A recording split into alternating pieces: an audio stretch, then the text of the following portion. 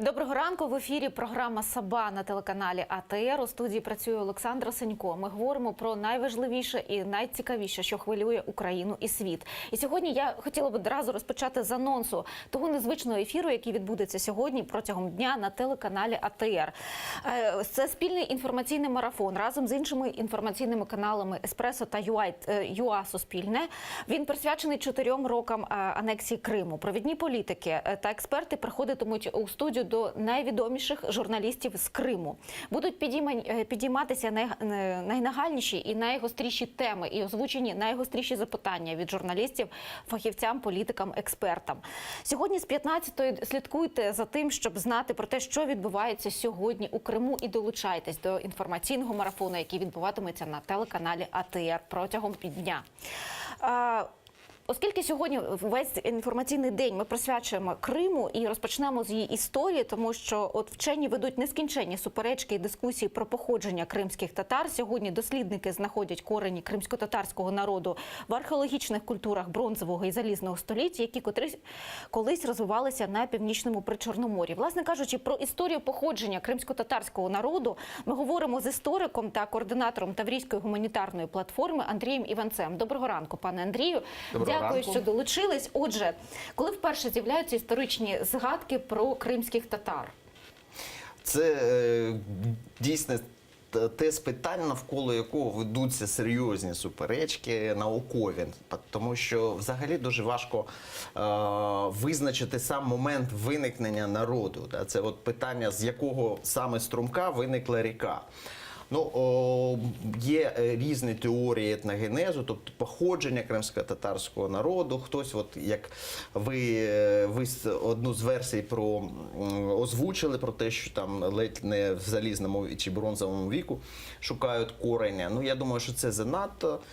Питання в тому, що не в тому, власне, коли виник кримсько-татарський народ. Тобто є теорія пізнього середньовіччя виникнення кримсько-татарського народу. Десь з початку другого тисячоліття формувався тюркський етнос. І, власне, вже в ранній модерний час завершилось формування як кримсько-татарського народу. Питання в тому, що кримсько-татарський народ є корінним не тому, що він виник в античності в Криму, а тому, що кримські татари, як народ, ні звідки не прийшли в Крим. Кримські татари виникли як етнічна спільність із своїми ментальністю, із своїм способом господарювання, своїм поглядом на світ. Вони виникли саме в Криму. Тому кримські татари є корінним народом. Вони сформувалися значною мірою, спираючись на спадок половців, на спадок попередніх тюркських спільнот, яких ще половці починали асимілювати в своєму середовищі, такі як залишки гуннів, аварів, хазарів, печенігів. Був приток певний тих народів, які проживали в Криму до тюркського переселення в Крим, тому що спостерігаються традиції, які, можна сказати, такими залишками від християнства, вже мусульманський народ. І це ми знаємо, що були певні вливання з боку італійців, з боку готів, аланів. Там є різні оцінки, яка кількість представників цих народів влилася, але безсумнівно, що частина цих народів також війшли до складу кримсько-татарського етносу. Чому, власне, виникає етнос кримсько-татарський? Цей процес був пов'язаний з проживанням на спільній території, із спільним веденням господарства, із прийняттям ісламу. Дуже важливий був чинник, який консолідував оце різні етнічні спільноти на базі тюркської мови і на базі релігії. І пізніше, безсумнівно, теж дуже важливий чинник – це спільна династія Гераїв, створення Кримського ханства, це вже на другому етапі. Бо перший етап, можна сказати, розпочався ще до Золотої Орди, коли половці переселялися в Крим, почався процес злиття і створення певної спільноти. Пізніше захоплення Золотою Ордою Криму – це новий етап в етногенезі кримських татар, певний приток нових елементів, які прийшли зі Сходу. І третій етап – це вже за часів Кримського ханства, коли оформлюється така спільнота, як кримські татари. І там був важливий момент. В 16-му, на початку 17 століття в кримські, в тому числі, степи прийшли, і в причорноморські степи загалом, прийшли ногаї. І це був такий важливий елемент, власне, на початок ХХ століття до геноциду, до депортації кримських татар. Можна на 3-4 групи ділять зазвичай науковці кримсько-татарський народ. Це південні бережні кримські татари Ялиба-Іллю. Там був сильний вплив ще сельджукського елементу, це такі огузькі, тюркський народ, який в 13 столітті з'явився.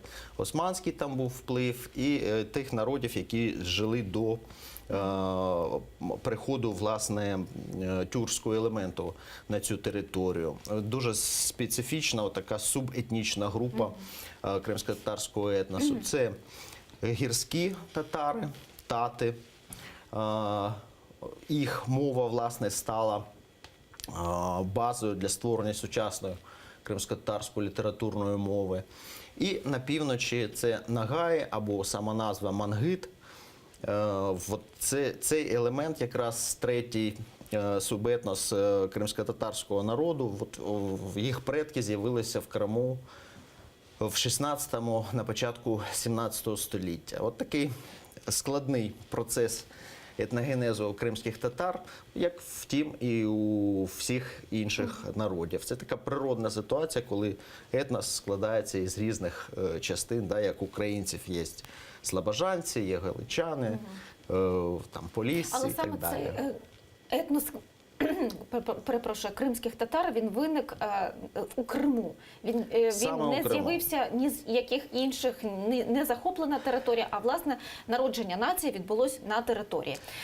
Пане Андрію, я хотіла б одразу до вас перейти до питання відродження, епохи періоду відродження, те, що прийнято в історії називати, і питанням першого Курултаю. От, власне кажучи, коли це відбулось і чим ознаменувались ці події?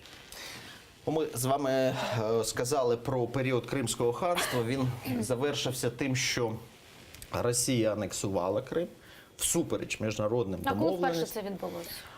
Це сталося в 1783 році. Російська імперія анексувала Кримське ханство.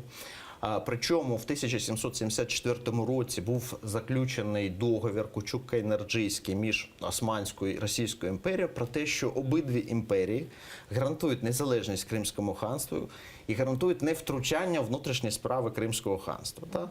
Бо пройшло буквально декілька років, і Росія в лапках виконала Кучук-Кайнарджийський мирний договір, коли приєднала незаконно абсолютно цю територію.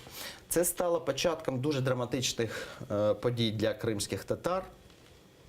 Це було пов'язано із зміною всієї соціокультурної ситуації, із обмеженнями у сфері політики, в громадському життю, з економічними величезними труднощами. І фактично 19 століття називають таким чорним століттям кримсько-татарські історики, тому що відбулася з кінця 18 століття, особливо в 19 столітті, ціла хвиля виселень, виїздів кримських татар з батьківщини, виїжджали в Туреччину, яка була близька за релігійними поглядами, за релігійною ситуацією. І це були надзвичайно драматичні події для кримських татар, тому що, наприклад, найбільша хвиля виїзду була наприкінці 1850-х і до 1862 року. Виїхала за різними оцінками від 190 до понад 200 тисяч осіб. Це цифра, яку можна порівняти із депортацією 44-го року. Тобто фактично виїхала більша частина кримських татар із місць свого традиційного проживання. А це була лише найбільша хвиля. Ще велика хвиля була наприкінці 18 століття, в першій половині були виїзди кримських татар. Їх змушували покидати свої будинки. Чим було обумовлено власне велика кількість людей, які виїжджали? Чим вони мотивували своє рішення? Чому вони покидали? Це результат був політики Російської імперії. Да? Тобто не створювалися умови для нормального розвитку кримських татар, навпаки. Йшло процеси безземелення, зміни в соціокультурній сфері несприятливі, звинувачення у зраді. Вони, наприклад, після Кримської війни лунали такі звинувачення, були вказівки виселяти з прибережних територій кримських татар. І така політика, вона давала відповідні результати.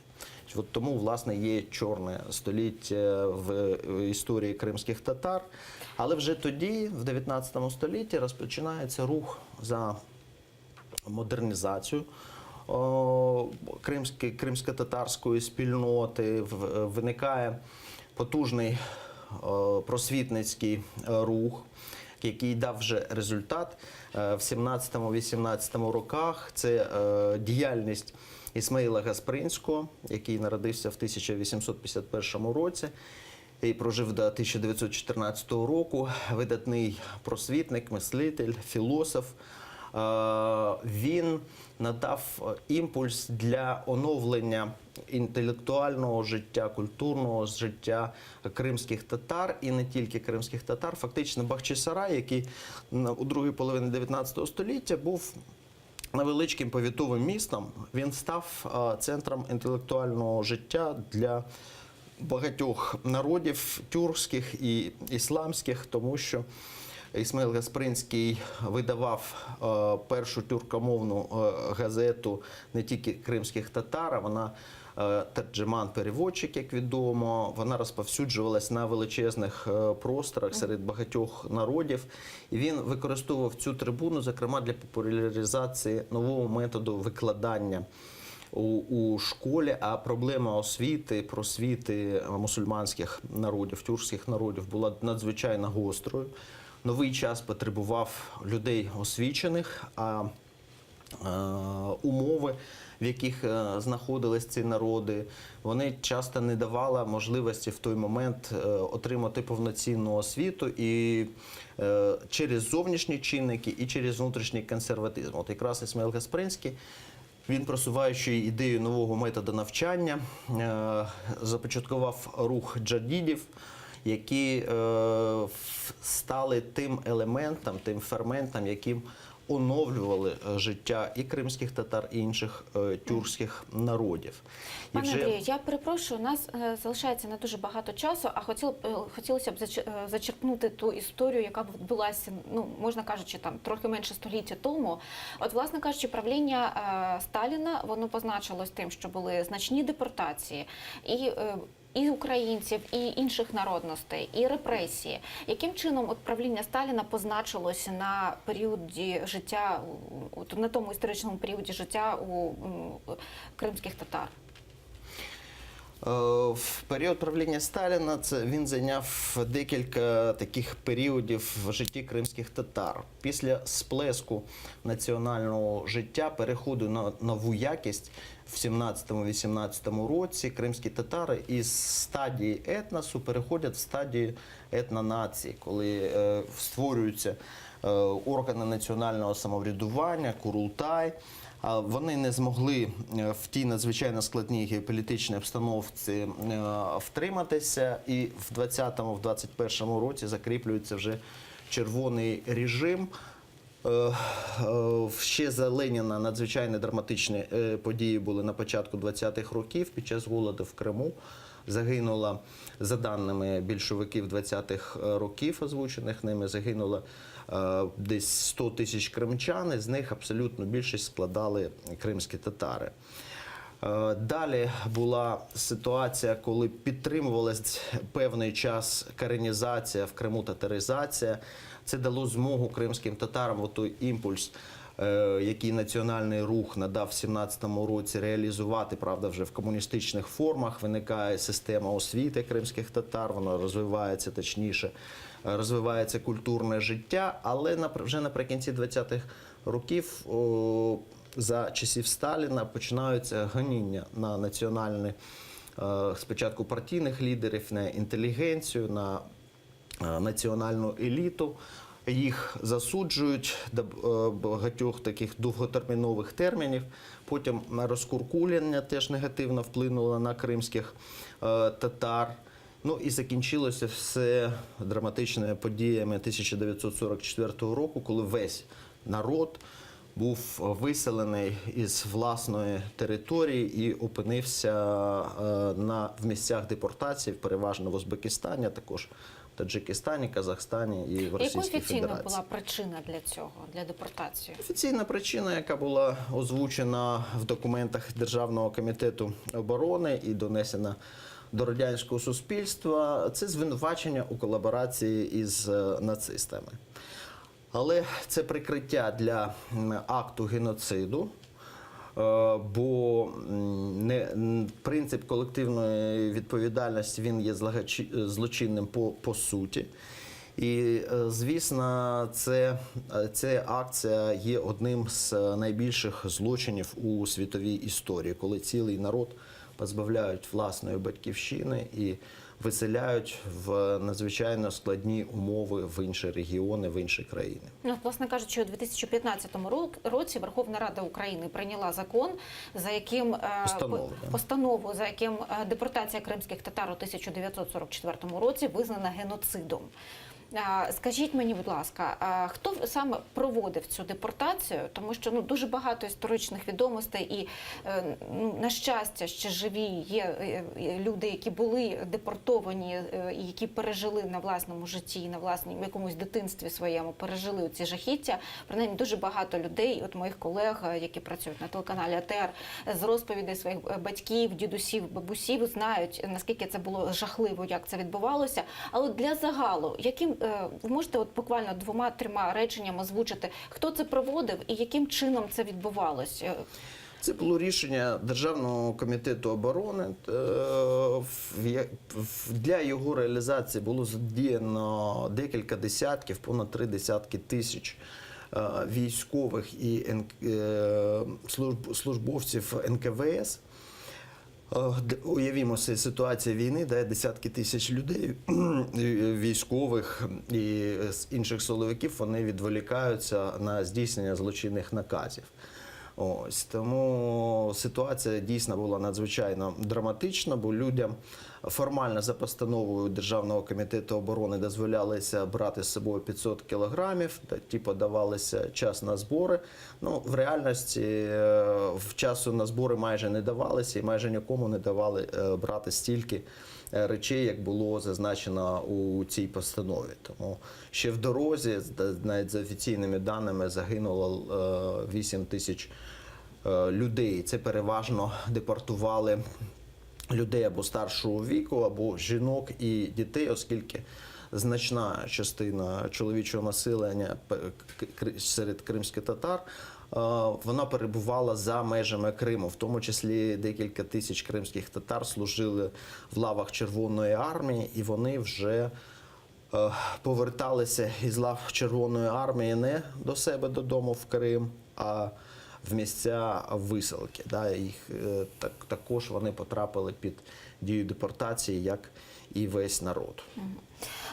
Я хотіла б вас попросити розвіяти деякий такий сталий, який набув сталості, історичний міф, створений російськими засобами масової інформації, про той начебто подарунок Хрущова у 1954 році.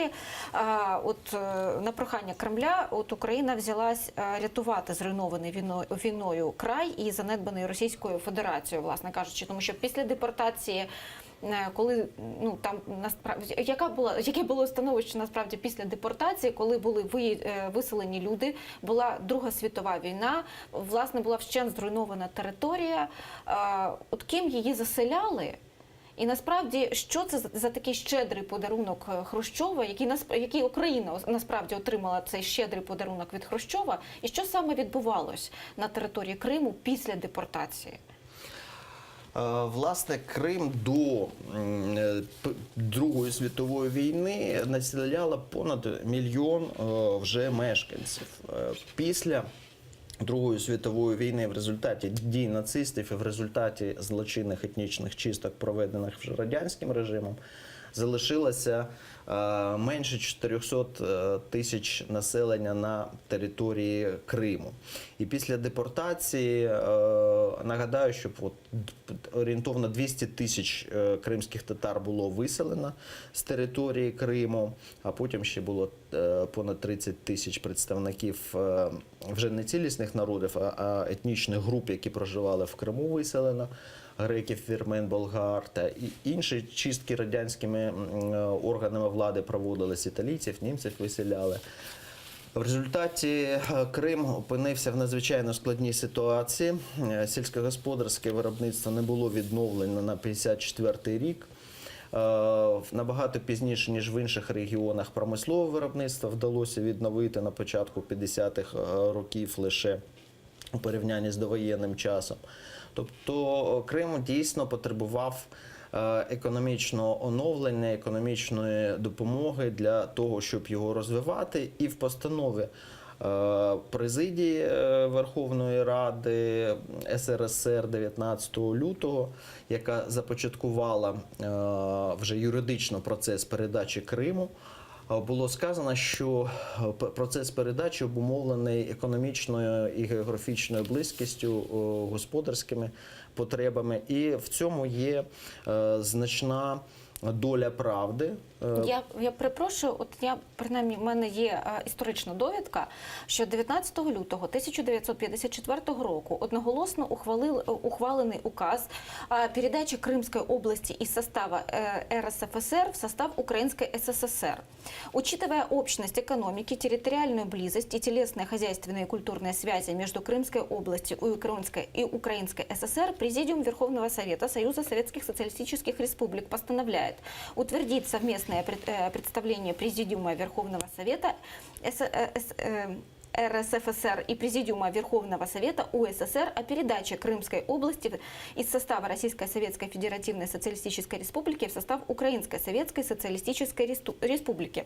Проте остаточно законодавча ухвала указу про передачу Криму Україні відбулась лише там за 2 місяці. 26 квітня 1954 року. Так, і це був закон Верховної Ради СССР. І, власне кажучи, вони затвердили цей наказ. І я, коли готувалась до ефіру, я знаходила старі вирізки з газет і старі перепублікації 54-55 років про те, що там працювали трактористи з Київщини, приїхали аграрії з Чернігівської, Черкаської областей. І, власне, тому що дуже багато, і тому що замість кримських татар Радянський Союз завіз дуже багато вихідців з далеких регіонів Росії, які переважно жили у лісовій місцевині. І вони елементарно не вміли працювати на степовій землі. Це може бути тільки на степових і гірських умовах Криму, це насправді так. Переселяли, зокрема, людей із середньої полоси Росії, для яких умови Криму були абсолютно новими, складними, незрозумілими. Вони не були пристосовані до життя саме в цій місцевості. І восени 53-го року зять Хрущова Аджубей зафіксував і передав, власне, вже нам, щоб ми могли знати цю ситуацію. Як Хрущов в Криму зупиняли натовпи цих нових переселенців, які казали, що тут надзвичайно важко, тут картопля не росте, те не росте, ми тут бідуємо. І Хрущов їм задавав питання, чого ж ви сюди приїхали? Він сказав, нас обманули, бо людям не надавали повну інформацію про те, що відбувається в Криму. І це стало поштовхом для того, щоб змінити статус Криму. Там було потім в січні рішення 54-го року ЦК КПРС, потім було звернення вже Верховної Ради РСФСР до Верховної Ради УРСР з цього приводу, а потім оце була постанова президії Верховної Ради СРСР. Завершилося це все законом, про який ми згадали 26 квітня 1954 року, і подальшими змінами в конституціях радянських України і радянської Росії. Тобто юридично все було оформлено достатньо чітко в відповідності до діючих тоді норм.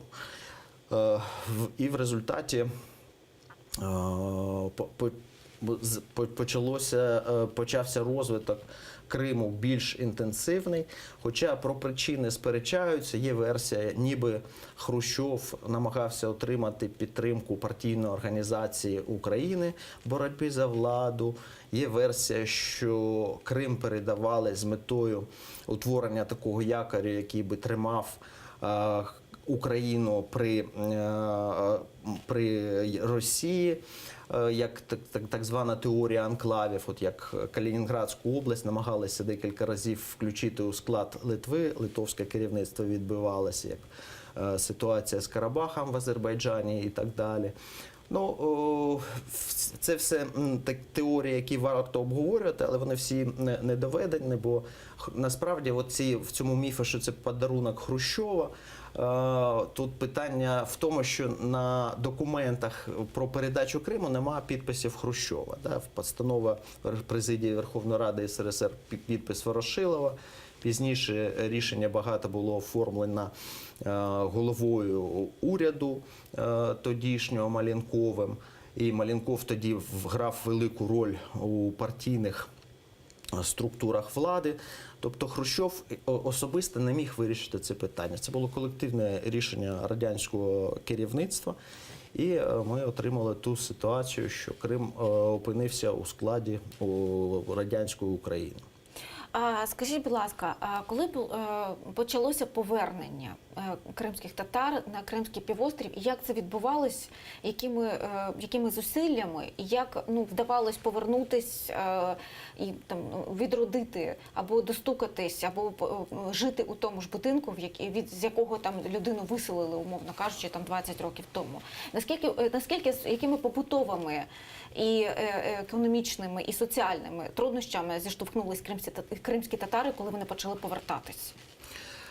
Варто зазначити, що кримські татари – це один з найбільш репресованих народів в Радянському Союзі, тому що було виселено ціла низка народів із місць свого проживання, місць свого утворення. А більшості з них дозволили повернутися в свої землі вже в 50-х роках. Вони були реабілітовані і повернулися. Де ті ж самі чеченці, про яких ми згадували. Кримським татарам не дозволили повертатися в Крим навіть в 50-ті, навіть 60-ті роки. Формально в 1967 році була постанова про зняття оцих огульних звинувачень у колабораціонізмі щодо татар Криму, як в цій постанові було сказано, бо це теж такий елемент, що не дозволяли писати навіть в документах кримські татари певний час за радянського режиму. Але все одно людям не дозволяли повертатися в Крим. Такий дуже обмежений потік людей міг приїхати в Крим. Ті, хто без дозволу повертались, закінчувалося все дуже трагічно, їх виганяли. І ми знаємо історію з Мусою Мамута, який спалив себе на знак протесту проти такої політики радянського режиму. І реальний шанс повернутися в Крим у кримських татар з'явився з перебудовою. Він з'явився не на пустому місці, а завдяки самоорганізації кримських татар, які ще в радянські часи проводили величезні петиційні кампанії. Уявімо собі СРСР, де не було свободи слова, свободи зібрань, а кримські татари збирали під петиціями про їх реабілітацію і не один раз десятки тисяч підписів. Тобто це загальна, всенародна справа, проводились маніфестації. Це величезний досвід самоорганізації. І наприкінці 80-х років, з 89-го року, власне, починається масове повернення народу в Крим. І на 90-ті, вже за незалежної України, в 90-ті роки більше частина народу повернулася в надзвичайно складних умовах, тому що в радянський час були обмеження в деякі регіони Крима повертатися було неможливо. Ну, наприклад, в 30-ті роки існували татарські національні райони в Кримській АРСР. Ялтинський, Судакський, Алуштинський. На межі 80-х, на початку 90-х років була вказівка радянської влади не реєструвати, не прописувати, це називалося, на території Ялтинської міської ради, Алуштинської міської ради. І люди поверталися в момент економічного колапсу в країнах пострадянського простору. Тобто вони продавали за одну суму грошей свою власність, яку вони тяжко набули в місцях депортації, а ці гроші часто обезцінювалися і приходилося... Пане Андрію, у нас, на жаль, залишається менше хвилини часу. Ви дуже багато цікавих фактів розказали, але одна з ключових фраз, яку я зараз запам'ятала, це те, що кримсько-татарський народ – це на просторі Радянського Союзу, це народ, який зазнав найбільшої кількості геноцидів. Скажіть мені, будь ласка, з умови тих всіх історичних фактів, які ви озвучили, чи може бути це достатнім поясненням того, що кримські татари послідовно виступали за територіальну цілісність України, на відміну від виникаючих там сепаратистських рухів? Ну, звісно, це один з дуже потужних факторів, який формує свідомість кримських татар, бо травма 44-го року, пережитий геноцид, він досі до кінця не вилікуваний. Це травма, яка відчувається в житті кримських татар. І те, що сталося за останні 4 роки, воно лише відновило ті всі болі і ті всі відчуття, які були пережити, ніби здавалось, багато десятиліть назад. Бо сьогодні знову кримський татарський народ є однією з 2 спільнот найбільш дискримінованих на території тимчасово окупованого Криму. Щиро вам вдячна за дуже хорошу розмову, цікаву. Нагадаю, що разом з нами був історик Андрій Іванець, координатор Таврійської гуманітарної платформи, а ми повернемось за кілька хвилин. Залишайтесь з нами.